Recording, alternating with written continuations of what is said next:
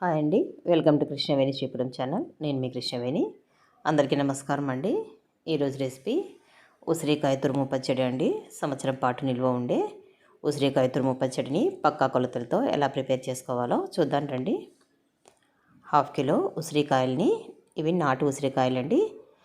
మనము కొనుక్కునేటప్పుడు అడిగితే చెప్తారు. వీటిని నీట్గా కడిగేసుకుని పొడి క్లాత్తో తుడిచేసుకుని 10 నిమిషాలు ఫ్యాన్ కింద ఆరబెట్టుకున్న తర్వాత ఇలా మనకి సీడ్ అంతా కూడా కనపడే వరకు తురుముకోవాలి. ఇలా నీట్గా తురిమేసుకున్న తర్వాత ఇలా అన్నీ తురుముకోవాలండి.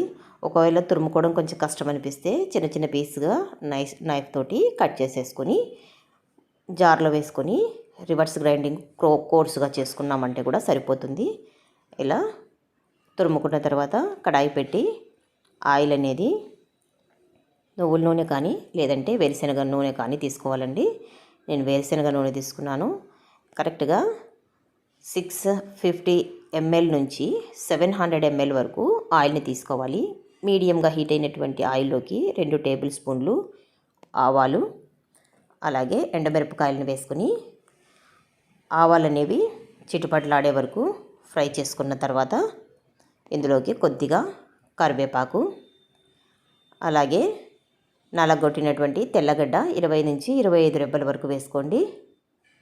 ఈ పోపు అంతా కూడా ఇందులో ఉన్న ఎండుమిరపకాయలు కరివేపాకు ఫ్రై అయ్యే వరకు ఉంచితే సరిపోతుందండి. మనకి తెల్లగడ్డ అనేది జస్ట్ ఫ్లేవర్ కోసం మాత్రమే కాబట్టి ఫ్రై అవ్వాల్సిన అవసరం లేదు. ఇలా ఫ్రై చేసుకున్న తర్వాత ఇందులోకి 1/2 టీ స్పూను ఇంగువ వేసి ఒకసారి అంతా కలిపేసుకున్న తర్వాత తురిమి పెట్టుకున్నటువంటి ఉసిరికాయ తురుమును వేసేసుకుని ఫ్లేమ్ అనేది మీడియంలోనే పెట్టుకోవాలండి. అంతా బాగా మిక్స్ చేసుకున్న తర్వాత మీడియం ఫ్లేమ్లో పెట్టుకొని 4-5 నిమిషాల సేపు ఫ్రై చేసుకుంటే సరిపోతుందండి. ఇలా 4 to 5 minutes మనం ఫ్రై చేసుకున్న తర్వాత స్టవ్ ఆఫ్ చేసుకుని కడాయి పక్కన పెట్టేసుకొని దీన్ని కంప్లీట్గా చల్లారనివ్వాలి. ఇలా చల్లారిన తర్వాత ఇప్పుడు మనకు మెజరింగ్ కోసం ఇందులో ఉన్నటువంటి ఈ టీ స్పూన్ తీసుకుని దీంతో మెజర్ చేసుకుంటే కరెక్ట్గా సరిపోతుందండి. ఫస్ట్ సాల్ట్ మీకు టీ గ్లాస్తో కూడా చెప్తానండి. ఇది టీ గ్లాసు, కరెక్ట్గా 6 టీ స్పూన్లు ఈ టీ గ్లాస్లోకి వేసినామంటే కరెక్ట్గా 2/3 టీ గ్లాస్ వస్తుందండి సాల్ట్. అంతేకాకుండా ఇంకా మెజరింగ్ కోసం ఇలా ఇంకొక కప్పు తీసుకుని ఇందులో కూడా మనం వేసుకుంటే ఇందులో కూడా చూడండి 2/3 సాల్ట్ వస్తుంది. ఇది కూడా ఇలా కూడా తీసుకోవచ్చు.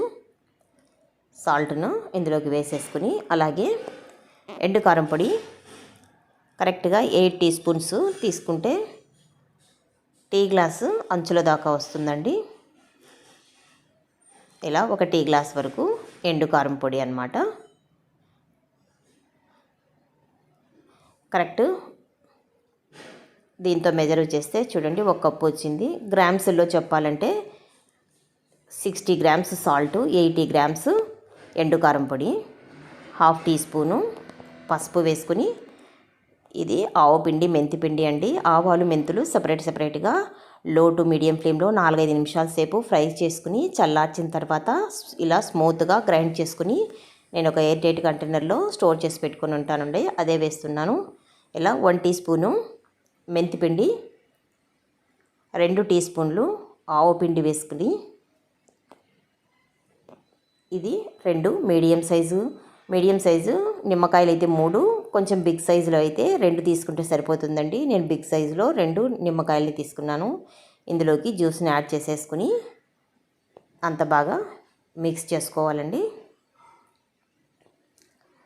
ఇలా అంత బాగా మిక్స్ చేసుకున్న తర్వాత చూడండి పచ్చడి అనేది మనకు కిచెన్లో లైటు కాస్త తక్కువగా ఉంటుంది కాబట్టి అలా కనిపిస్తుందండి. నేను ఇలా లైటింగ్కి చూపిస్తున్నాను చూడండి. బయట లైటింగ్కి ఎంత కలర్ఫుల్గా ఉంది. పచ్చడి అనేది పర్ఫెక్ట్గా ఇలా రెడీ చేసుకున్న తర్వాత ఒక బౌల్లోకి వేసుకుని ప్లేట్ వేసుకుని కనీసం అంటే 2 రోజులు ఊరనివ్వాలండి. అప్పుడే పచ్చడి అనేది టేస్టీగా ఉంటుంది. 2 రోజుల తర్వాత అంత ఒకసారి మిక్స్ చేసుకుని ఈ పచ్చడిని ఒక ఎయిర్ టైట్ కంటైనర్లో స్టోర్ చేసుకుని ఫ్రిడ్జ్లోనే నేను పెట్టుకోవచ్చు, లేదంటే బయట పెట్టుకోవచ్చు అండి. బయట పెట్టుకుంటే కలర్ చేంజ్ అవుతుంది కాబట్టి ఫ్రిడ్జ్లో పెట్టుకుంటే కలర్ మాత్రం ఇలాగే ఉంటుంది. కరెక్ట్ మెజరింగ్తో అన్నీ చెప్పానండి. మీరు ఒకసారి ట్రై చేసి చూడండి. ఈ వీడియో కనుక నచ్చినట్లయితే లైక్ చేయండి, షేర్ చేయండి, సబ్స్క్రైబ్ చేయండి. Thank you for watching.